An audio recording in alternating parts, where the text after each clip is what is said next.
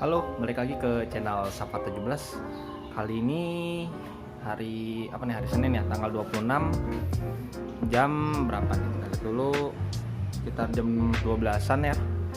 Gua kali ini mau review satu motor gua, yaitu adalah Honda Sonic 150, yang dimana gua sendiri sudah pakainya itu hampir 3 tahun, dan kilometer yang berjalan itu adalah kurang lebih 50.000 ya kan.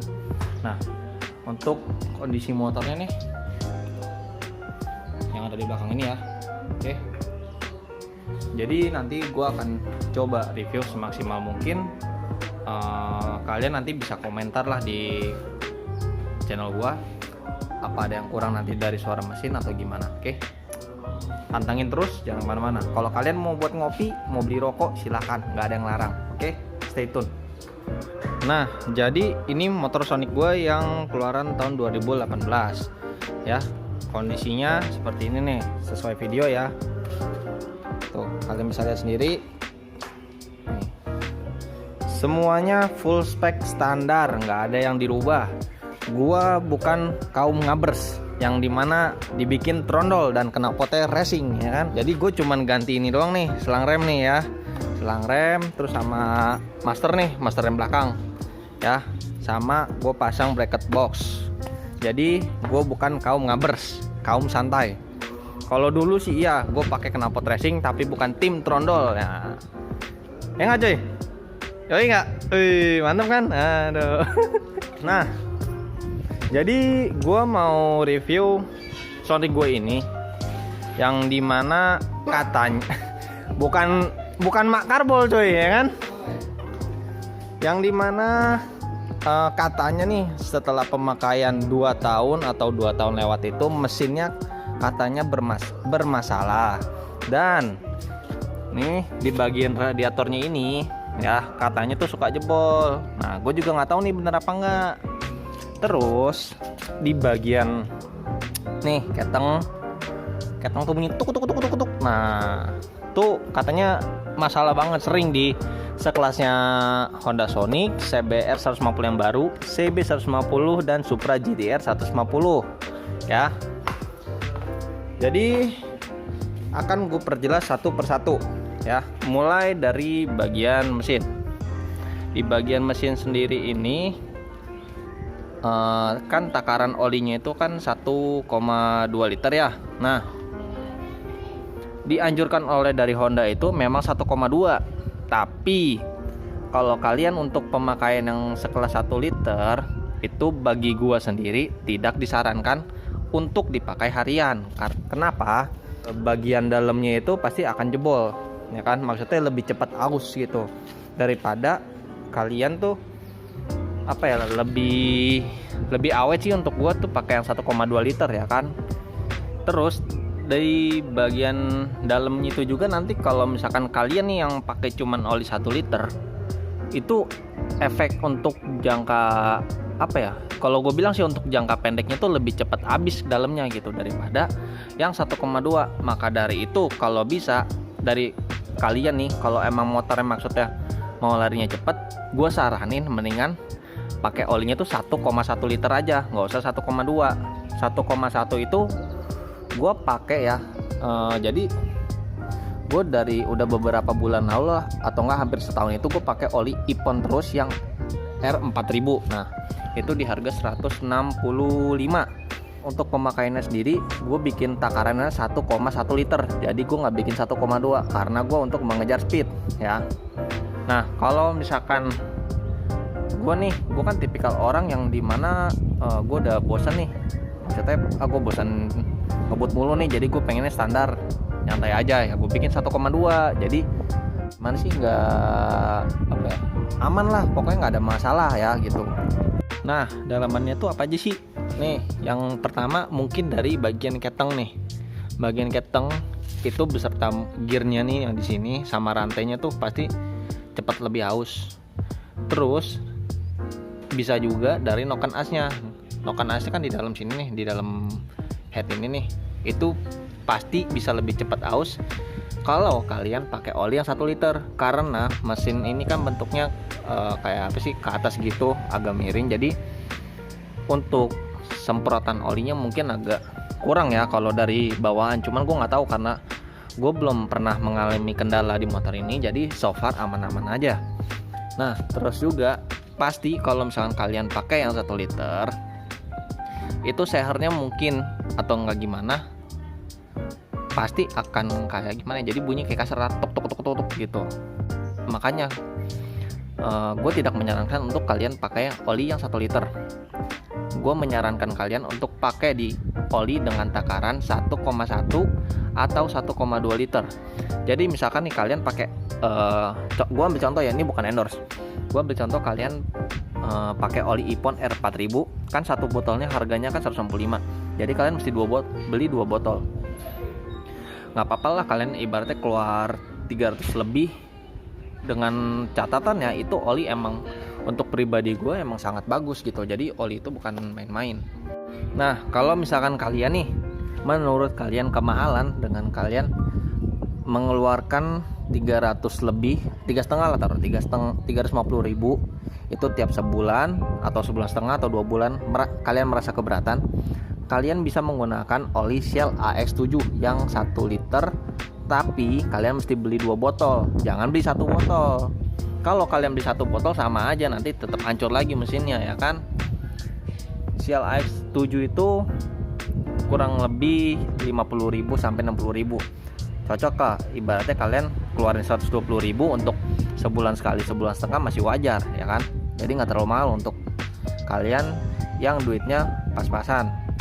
Di sini gue tidak mengendorse oli tersebut ya, oli AX7 dan oli Ipon gue tidak di-endorse. Gue hanya menyarankan saja. Nah juga di bagian radiator nih ya, ini gue nggak tahu nih kenapa nih, apa dulu gue masang selang rem ini kepentok sini, jadi ininya nih kayak tuh putih-putih gini.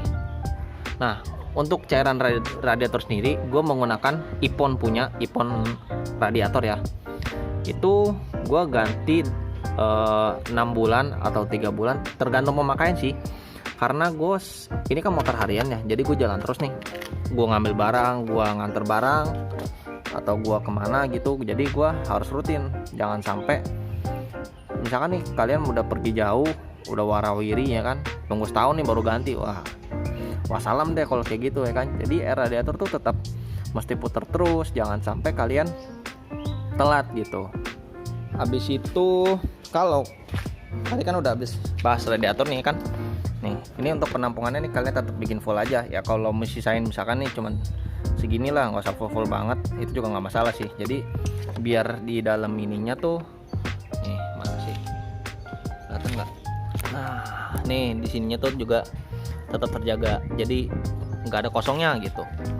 Nah kalau misalkan kalian pakai oli ini 1,1 atau 1,2 ya, ini di bagian kopling mungkin nggak cepet aus, tapi balik lagi ke cara pemakaian ya. Kan banyak nih, apalagi nih motor bebek ya, nih tuh motor bebek ya kan, nggak tahu bebek nggak tahu bilang ayam jago, ini kan bawaannya pasti pengennya ngebut mulu nih ya kan. Jadi untuk koplingnya tuh nih pasti kan suka kayak di hentak-hentak gini nih tuh, itu yang bikin cepet kopling habis, mulai dari kampas atau dari plat, atau juga bisa jadi rumahnya tuh kayak ngoblak. Tapi tergantung juga sih. Kalau misalkan kalian pemakaian wajar dengan catatan olinya 1,1 atau 1,2, itu mungkin ya kalau dari pribadi gua itu di sini aman nih. Jadi untuk sirkulasinya tuh kayak ke mesin ya aman, nggak ada yang berkurang juga dari sini gitu. Itu secara logika gue ya, cuma nggak tahu kalau menurut kalian beda, nanti kalian bisa komen. Nggak ada lagi sih ya, cuman itu doang sih kalau menurut gue pribadi. Yang penting tuh perawatannya jangan sampai telat aja sih. Kalau untuk dari segi servis mungkin ya kalian servis juga di Honda, bagi gue nggak ini banget sih tuh. Yang penting kan rutin ini nih filter ya, kalian bisa lah bersihin berapa kali, maksudnya jangan sering-sering pakai semprotan angin juga, emang nggak disaranin sih. Jadi untuk kayak cuma sekali 2 kali udah gitu, tapi jangan sering-sering.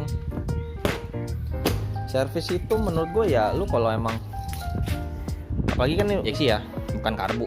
Injeksi itu kan lebih apa ya namanya, lebih simpel sih perawatannya kalau menurut gue. Gak banyak jajan.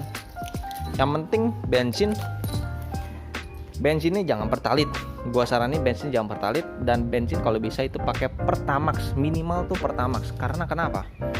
Pertalit itu tidak cocok untuk injeksi, apalagi sekelas Sonic, kecuali kalau emang kepepet baru kalian menggunakan pertalit ya. Karena kan kompresinya gue lupa kompresi berapa, dia agak gede sih kompresinya, gue lupa berapa. Jadi gue lebih sarankan kalian pakai Pertamax. Kalau di Shell itu Super atau V-Power. Kalau kalian ada dana lebih mau pakai V-Power Nitro, terserah kalian, tapi gue jamin lebih boros V-Power Nitro. Nah, untuk dari segi apa lagi ya, tampilan, ini gue cat nih. Ini gue cat, tapi nggak penting banget lah.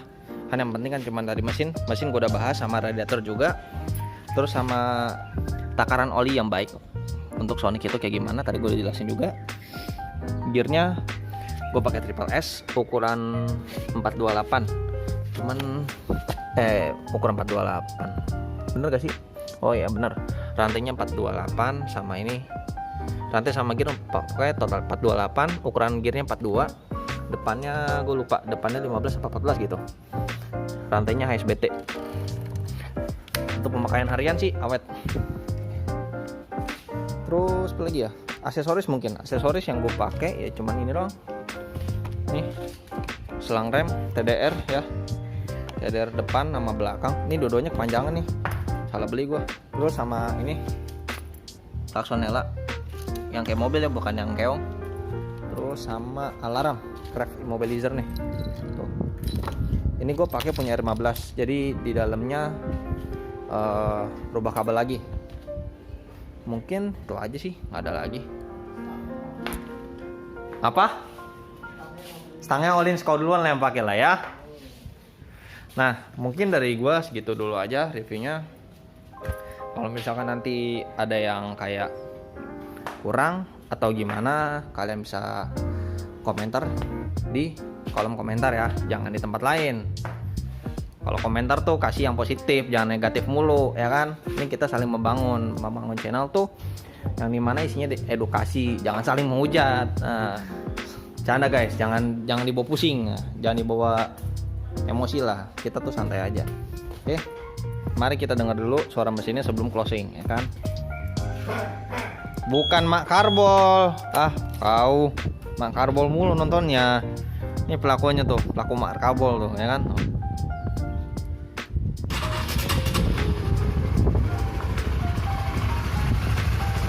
Kalian bisa dengar sendiri suaranya ya. Ini kamera gue bakal deketin.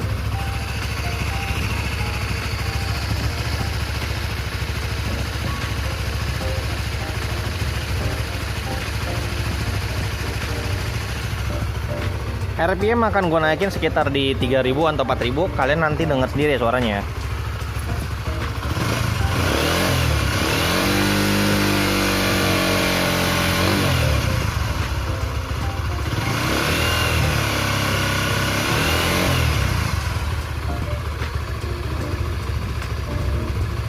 Kalau kalian misalkan nih dengar kayak dari mesin gua atau ada yang kayak apa sih kelutuk gitu, ini gua belum ganti oli ya. Gua biasa ganti oli itu setiap di tanggal 25 sampai tanggal 30-an lah, sebulan pokoknya ganti oli.